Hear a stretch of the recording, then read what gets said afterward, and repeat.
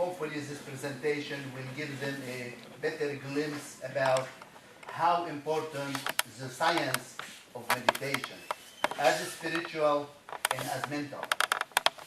And those who never study that art, or they think about it, or they never thought it's something important, hopefully with that presentation with the doctor will shed some light about the mystery of the brain and how change can take place through this type of practice.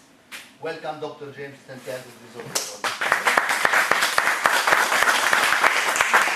Well, thank you very much. It's a pleasure to be with you all today, and I especially want to thank Jaime for providing the television set so that we can kind of expand the screen a little bit.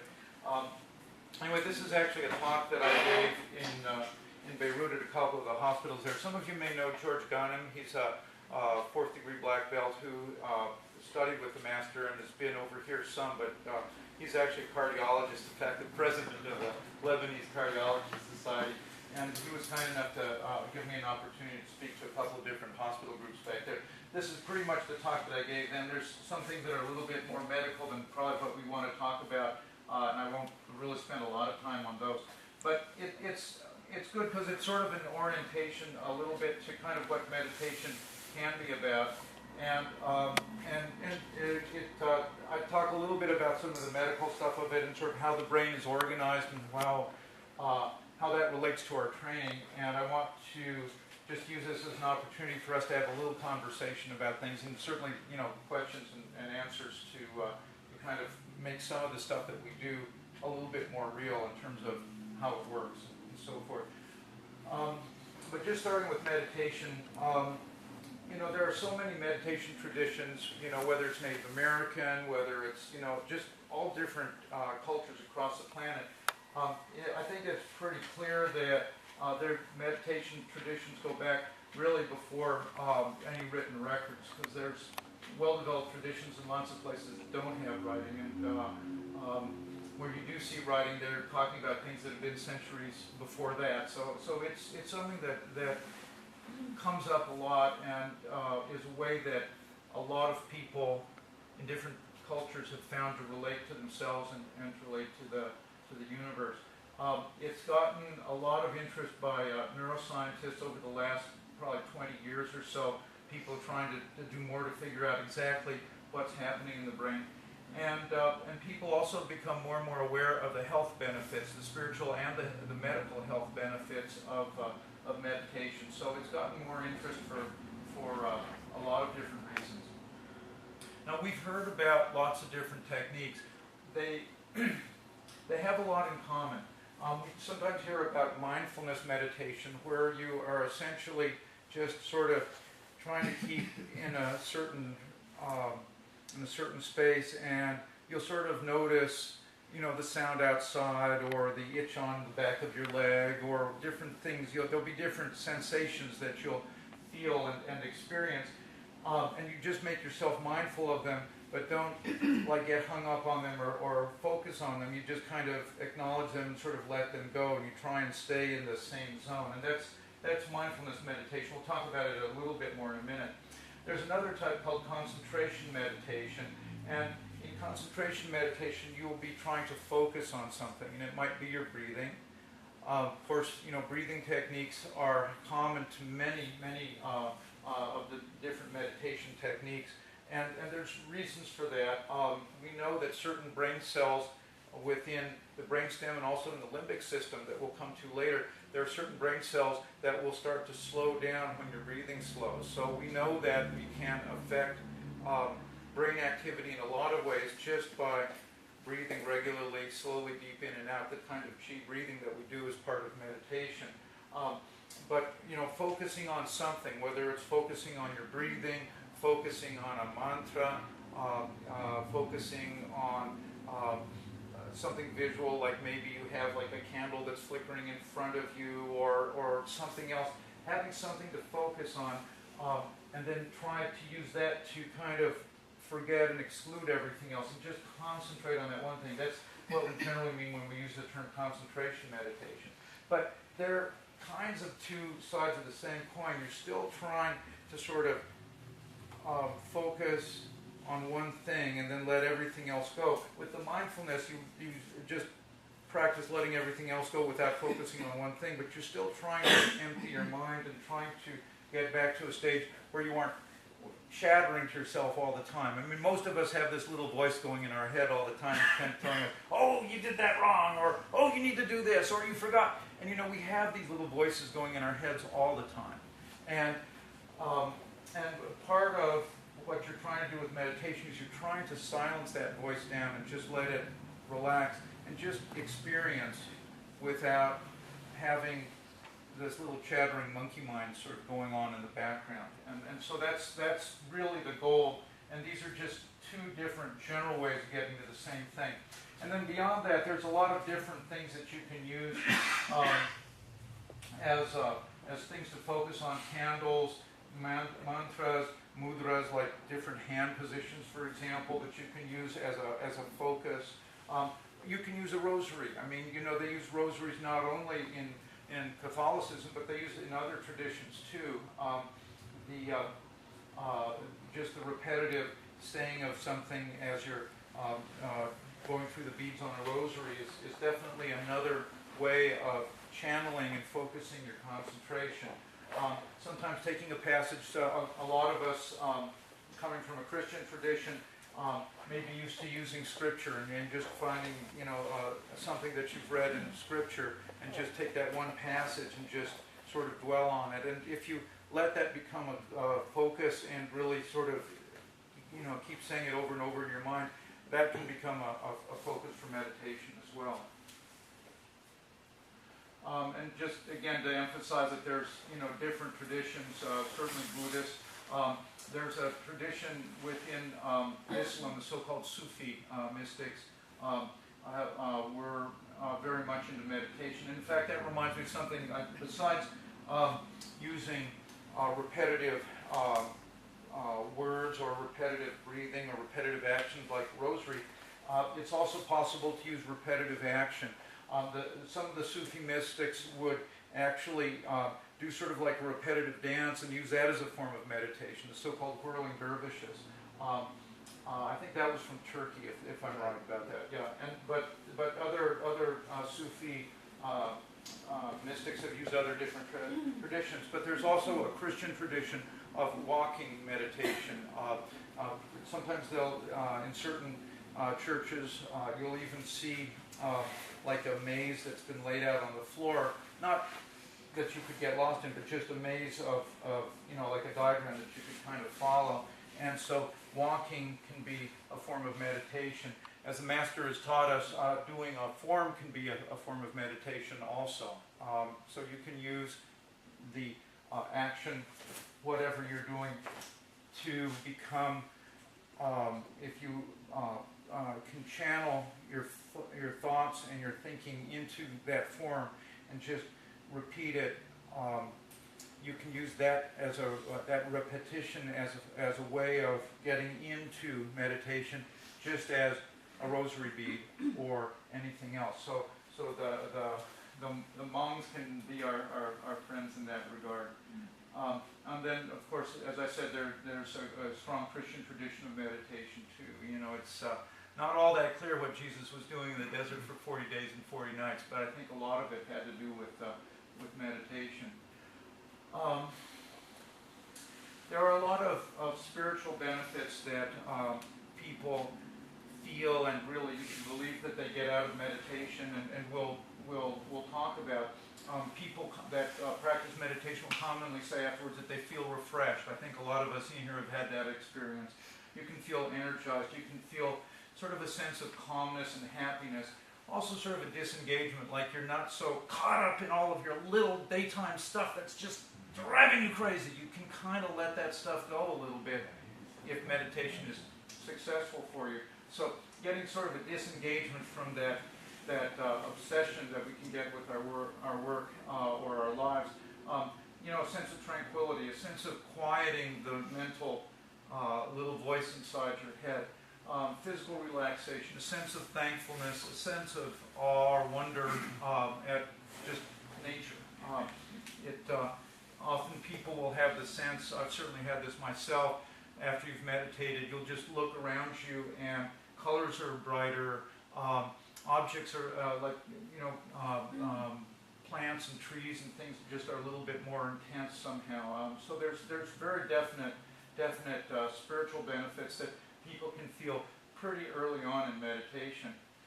Now there are also medical benefits that have been studied, and there are studies that argue about some of these things, but by and large there's been a consensus in a lot of different arenas that you can use it, for example, for anxiety, for post-traumatic stress disorder, for different kinds of chronic illnesses, including cancer, pain, fatigue, headaches, esophageal reflux, irritable bowel syndrome, blood pressure, cholesterol, smoking, alcoholism. And a lot of the things that conventional Western medicine isn't all that good at treating, I mean, we're great at appendicitis. We're great at, sore throats, if penicillin will fix it. There's certain things where Western medicine is just great, but there's a lot of chronic illnesses where you are managing rather than curing. And sometimes Western medicine is pretty good for those, but there's definitely a limit to what we can do. And so it's interesting that a lot of the things that we have a little more trouble with are sort of a little bit outside of kind of the narrow view of what Western medicine is. A lot of those things are things that can be potentially tackled using meditation.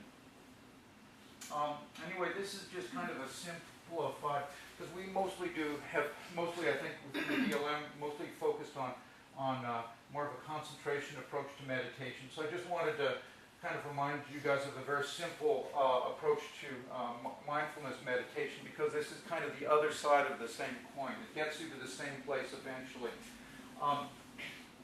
And the mnemonic is stop, observe, let it be, and then return. And what they mean by that is to stop, meaning, to get yourself into a quiet, comfortable place, eliminate distractions, just sort of be there. And then observe. You pay attention to your breathing, you pay attention to thoughts that occur to you, little sounds that you might hear outside, but also thoughts within your own head. And you notice the thoughts, but you don't get hung up on them. You just sort of say, okay, yeah, I'm remembering my mom, but okay, fine, and you just kind of let that go. And so that's the letting it be. You try to avoid commentary, you try to avoid reaction, you try to avoid judgment, criticism, that little monkey mind voice in your head. You want to try and turn down the chatter. You just notice whatever the thought is that kind of came to the surface, and you kind of let it go and try and get back to just sort of noticing things in general. So the focus is to just work on using something like your breathing to kind of stay focused on kind of as a background, and just sort of bear attention. And I think it's helpful even for those of us that are trying to do a concentration technique where, for example, you've got a mantra, for example, that you're saying to yourself, or you've got something that you're concentrating on, an image or a picture in your head. It's still, what you still have to do is, even when you're focused or trying your best to focus on an image, other stuff's going to float to the surface. You're going to think about, oh yeah, I need to get a card from my mom, or oh yeah, I need, what are we having for dinner, whatever. Those little thoughts are going to keep floating in your mind, and it just drives you nuts. You're saying, I'm a terrible meditator, I don't know what the hell I'm doing. I mean, you say these things to yourself, and you have to let all that go. And so it's still the same kind of technique as what you do is you just sort of have a mindfulness approach to those little distractors that come in there and try and take you off of your focus. You're focused on, you've picked, you're focused on the belt hanging on the wall or something. You're just looking at that knot and trying to just stay concentrated on that. But then you're thinking about, what are we having for dinner? and you need to just, accept that you're going to have those thoughts and let it go and try and get your attention back on what you were trying to focus on. So this idea of like not beating yourself up about having all these monkey mind thoughts, but just getting back to business without judgment, without hassle, without criticism. That's kind of a technique that we need to use, whether we're going to try and call it mindfulness meditation or whether we're trying to do concentration meditation. It's still, you have to let go of the monkey mind stuff. I think we already talked about the fact that there are a lot of different things that you can use, whether it's rosary or candles or a lot of different things. Now, to talk a little bit about how all this works in the brain, I just wanted to stop for a minute and kind of give a sort of a brief kind of discussion of how the brain is organized. When we tend to think of the brain, there's this little part underneath that's called the brain stem, and then it kind of connects with our bodies. The brain stem takes signals up from sensation, feeling and touch, but also even joint position and so forth. I mean, when you are making a kick, for example, you know where your foot is all the time because of the different position receptors that are in the different joints there, and they let you know whether your foot is here or here or here. All of that comes up into your brain through the brain stem, and then it goes up to the cerebral hemispheres. And the way the cerebral hemispheres are organized, there's a part of your brain towards the back, which is where vision comes to the surface. Now you might ask yourself, well, wait a minute, my eyes are in the front of the head. Why is it way back here that's where vision finally comes? Well, it has to do with the fact that all this other stuff grew up in between. You know, we first evolved the eyes and a very simple brain, but then as evolution went from, you know, snakes to simple mammals to primates to humans, as the brain evolved, all this other stuff grew up in between, and so the eyeballs are still up here, but the vision part of the brain is way back here. This is where vision comes to consciousness there. There is a strip that is kind of inaccurate on this picture. That should have been about one thing over here. It's more accurate on this brain. You can see there's a pink stripe and a green stripe. What those stripes are, the green stripe is sensation, like my sense of my face is right here, my hand is right here, the leg is actually kind of droops down in towards the middle in there. And that's the way that our sensation is organized. That green stripe is one half of the body, the other half of the body is over here on this green stripe. And then right in front of that is a motor stripe, which corresponds, like here's the face sensation, here's the face movement. Here's the hand sensation, here's the hand movement.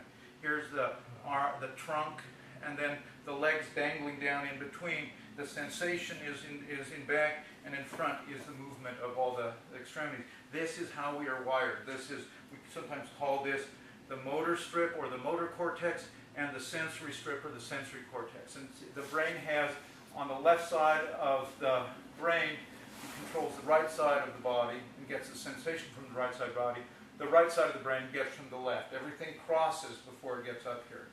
So all of this sensation comes in. Oh, and then by the way, the little yellow one is hearing. That's where our hearing comes in. It's kind of a little close to the ears, sort of right up about here. So vision comes in here. Hearing comes to consciousness here. Sensation comes to consciousness here. And then motor, this is where you start activating the puppet strings that will make your body work on the motor strip. And then what is all this stuff in front? Well, this is what we call the frontal lobes or the prefrontal lobes, this area in front here.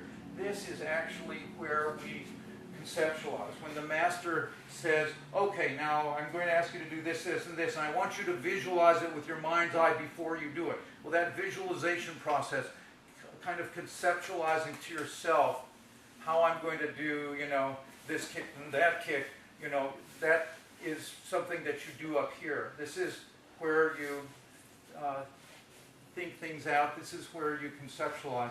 When the master talks about, you know, make your thinking fast and make his thinking slow, what he's talking about is that if you've practiced something enough, then it becomes automatic. It becomes something that the motor strip and some of the pieces underneath in the brain, the basal ganglia, do these things automatically, and you don't have to figure it out on the fly.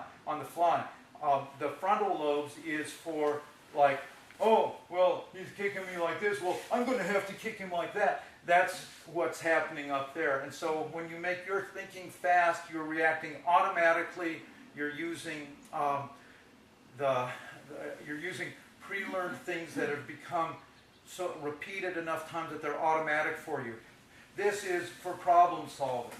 Like when somebody's learning to ride a bike, it's all up here. They're going, well, I need to, like, I guess I need to turn at that next corner. All that's happening up here. Once bike riding becomes automatic, then it goes back to this part of your brain and you don't think about it anymore. You just ride your bike while you're talking to your friend or thinking about other things.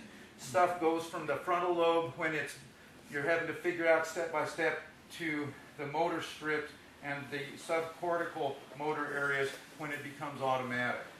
Okay? Anyway, so that's just a little quick introduction to anatomy. And then let's talk about some of the fun stuff. Inside the brain, in the inner surfaces of the brain,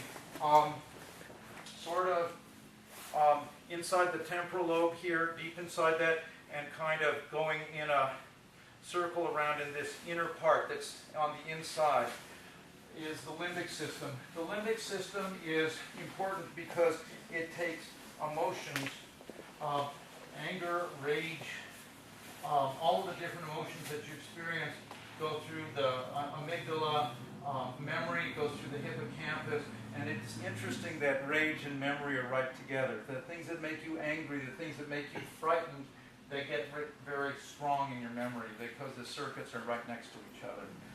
Anyway, all this stuff feeds in, all your emotions, along with other body things, all feed into this area called the cingulate gyrus, which is right here. It's in the medial part of the frontal lobe. It's right here. Again, we've opened it up in half here. There's an area right above this little gray stripe here that's kind of bright. That's the corpus callosum. That's what connects one side to the other of your brain. Right above that area there, sort of the darker gray that's got like some little veins on it, that's the cingulate gyrus, the cingulate cortex. You'll sometimes hear me say the anterior cingulate cortex because we're talking mostly about the front part. That is where emotions, your feelings about things emotionally, and your feelings about things in terms of sensation all come together. And this is kind of where we live. Kind of. It's more complicated than that, but this is kind of where we live, right there. That's where things become, where all of your inner and your outer awareness become together in this part of the limbic system. And I've already mentioned to you that the brainstem takes all the feelings coming up from your body, and also vision comes in there too, technically as part of the brainstem. All that stuff goes through a connector called the thalamus, which basically is the connector between the brain stem and everything that's coming in, and then the whole top part of the brain, the cerebral hemispheres that we've been just mostly talking about. The thing that connects them is the thalamus. It's inside in there. There's a thalamus on each side. This little gray spot here on each side, that's the connector. It takes everything that's coming up from your body and then connects it to the rest of your brain. So the thalamus is sort of in a central location, and that is going to be an important part of what we're talking about next, because everything has to go through there. It's the big connector, the big relay station for everything else. And this is just a picture kind of showing in a little more detail, but basically all the different nuclei in the thalamus are represented in different colors here, and it's showing what parts of the brain they go to. So for example, the intralaminar nuclei, there's the anterior nucleus, that goes to the cingulate gyrus that we're just talking about. So all the things that are kind of getting connected in there, they get modified by this particular nucleus in the thalamus. Even though this area's got connections to a lot of other things, it's the lamic connection is mostly there. But then the frontal lobe connects to the dorsal medial. I mean, all of these different nuclei, like we were talking about hearing coming to the surface of the brain right there. Well, it goes through this little connector to get up to hearing. This little connector connects to vision.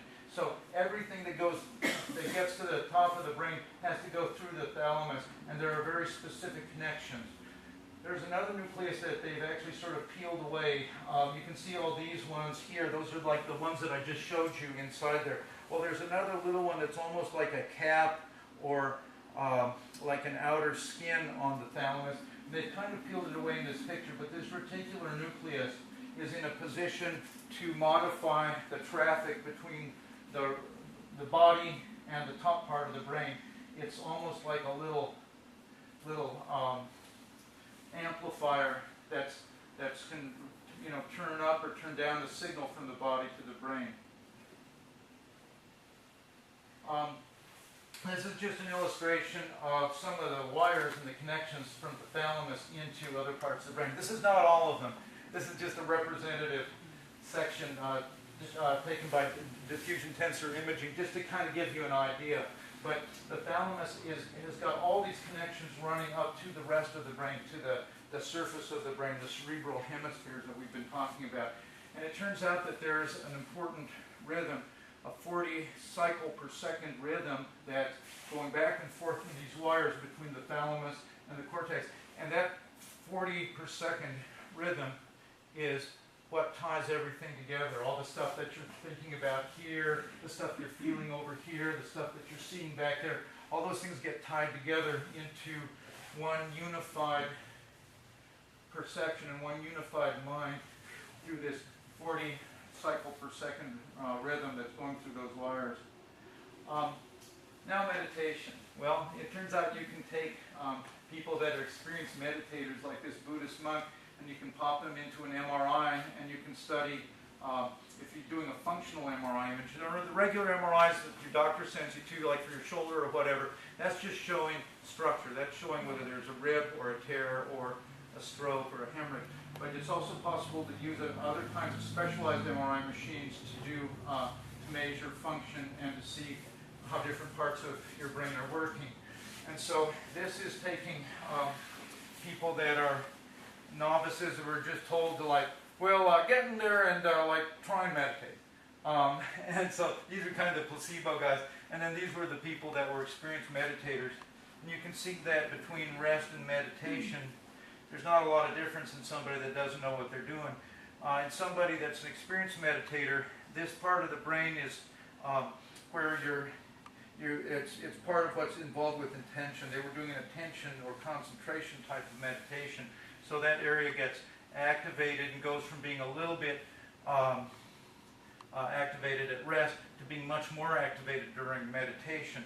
But also we start to see other areas start to light up, including this medial part, the cingulate cortex, the cingulate gyrus that we were talking about. This was just another study that basically was talking about how during meditation you'd see increased activity occurring in the cingulate gyrus, in that medial part of the brain that we were talking about.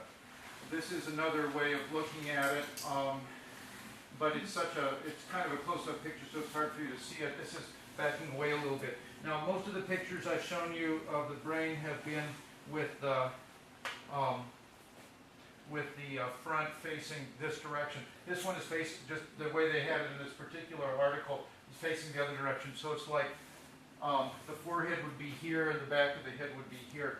So this is the same thing that we're talking about, the area around the cingulate cortex, and in this case some of the connectors through the corpus callosum and the corona radiata. These are some of the white matter tracts that all feed into there. And what this is showing is an increased connection and an increased electrical traffic in the white matter wires that are going to go into the cingulate gyrus during meditation.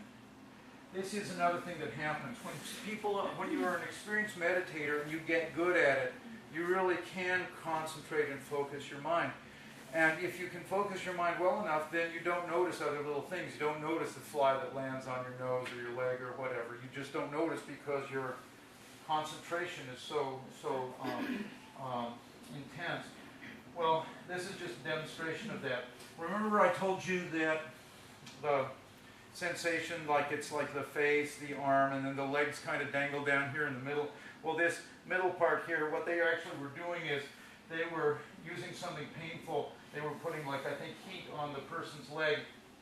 And here you can see the leg part of the brain registering when the person is in a resting state. But then when they have them meditate and they apply the same painful stimulus to the leg, there's no change there now because they've been able to block it, and you can actually see that blockade in terms of the brain not lighting up in that spot. They've turned it off at a lower level where it doesn't even affect it. So this is just a brain, this is just showing that sense of being able to get control over things so that you aren't aware of the world around you. It's real. And anybody that has, you know, like a 10-year-old who's just discovered a favorite set of books, and they're like reading, like, I don't know, all the Hardy Boy mysteries or whatever it would be, and they're reading all the Star Wars books, and like, you know, you call their name, they don't pay attention, and you know, go and shake them, and then they finally kind of come out of it. Well, this is real. I mean, you really can turn off the world with certain activity. And I'm not going to say that, you know, getting really engrossed in reading when you're 10 years old is the same thing as meditation, but there really is a thing where you can not hear something that's going on around you or not feel something that's happening. And this is a picture of it happening in the brain. One of the other things that's interesting is that people that are experienced meditators actually develop improvements in the white matter and the gray matter in the frontal lobe. And it looks like you actually have a little thicker gray matter. The surface structures where all the chips are in the computer is actually in a little better shape in people that are doing regular meditation. It actually, the cortex gets thicker, and there are areas that are showing increased function compared with normal controls that are not experienced meditators. So there are long-term health benefits that we've talked about in other areas, but it also seems to actually protect the brain in some ways from normal aging. This is our old friend the thalamus again. All the different nuclei that are going to connect up with different other parts of the brain. And these are the interlaminar nuclei that kind of connect with lots of things. These are the ones that are called specific nuclei, that, like, this one connects with your motor strip, this one connects with vision, this one connects with hearing. They're specific nuclei, and these are the so-called non-specific nuclei over there. Actually, I'll go in reverse order. So this is kind of the view of how consciousness works, and perhaps where meditation affects it. There are